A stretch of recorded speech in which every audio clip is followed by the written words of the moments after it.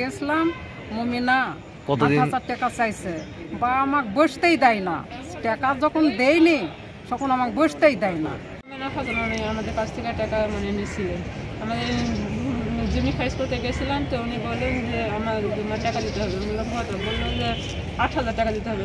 তখন বললাম যে কেন, জমি খারিজ করতে তো টাকা লাগে না, আমি টাকা চাচ্ছেন বলছে আমার কাছ থেকে করে নিলে আমার কাছে টাকা দিতে হবে, না হলে আমরা করে দিব না।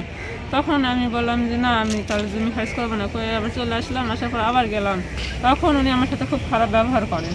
বলে যে তোমরা টাকা দিবে না, আবার জমি খারিজ করে দিতে আসছো, তোমার জমি আমি খারিজ করে দেবো না। করে আমাদের ওখানে দাঁড়া থাকতে দেয়নি, দূর দূর করে বাইরে করে দিছে।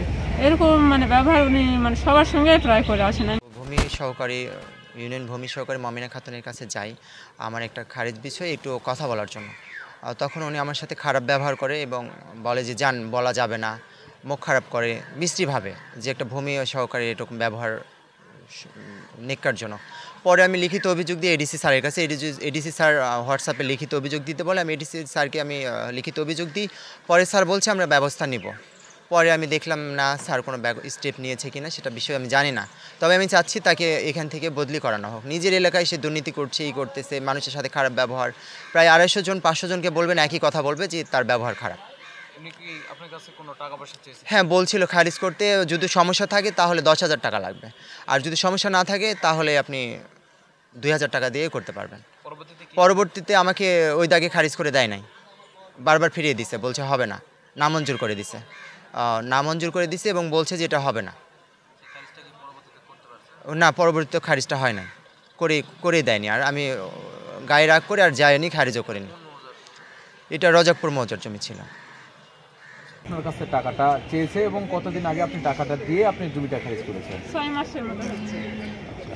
তো তখন আপনি অভিযোগ না করে এখন অভিযোগ করার কারণটা কি? তখন থেকে আমরা তো কিছু জানতাম না, তো তখনই আমি বললাম যে তাহলে আমি এটা করে নেবো। আমার জমি খারিজটা করা খুবই জরুরি ছিল, না করলেই না।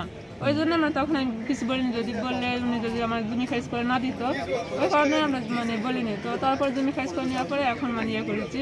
আমরা চাই না এরকম ঘুষখোর মহিলা আমাদের ভূমি অফিসে থাকুক, আজ আমার থেকে নিচে আরো মানুষের থেকে নেই। তো এরকম করলে আমরা চাই না যে এরকম মহিলা আমাদের ভূমি অফিসে থাকুক, বা অন্যান্য যারা অসহায় মানুষ তারা বিপাকে পড়ুক। তো আমরা চাই ওনাকে এখান থেকে ট্রান্সফার করতে। আর নিজ এলাকায় কখনো থাকতে পারেন না একজন সরকারি সহকারী, কিন্তু উনি তো নিজ এলাকায় আছেন। এখানে ওনার থাকার কারণে ওনার সাহসটা একটু বেশি, যে নিজ এলাকায় তো উনি আছেন। তো আমরা চাচ্ছি না যে সরকারি কোনো অফিসার নিজের এলাকাতে থাকুক, ওনাকে আমরা ট্রান্সফার করাতে চাচ্ছি। আমরা চাই যে উনি এখান থেকে ট্রান্সফার করেছে যে আপনি টাকা নিয়ে তাদের খারিজ করে দেন না এবং অসদাচরণ করেছেন, এ বিষয়ে একটা বক্তব্য লাগতো। এ বিষয়ে কোনো বক্তব্য নাই ভাই, আমি ব্যস্ত আছি, আমি অফিসে আছি, কার সাথে কোনো বক্তব্য নেই।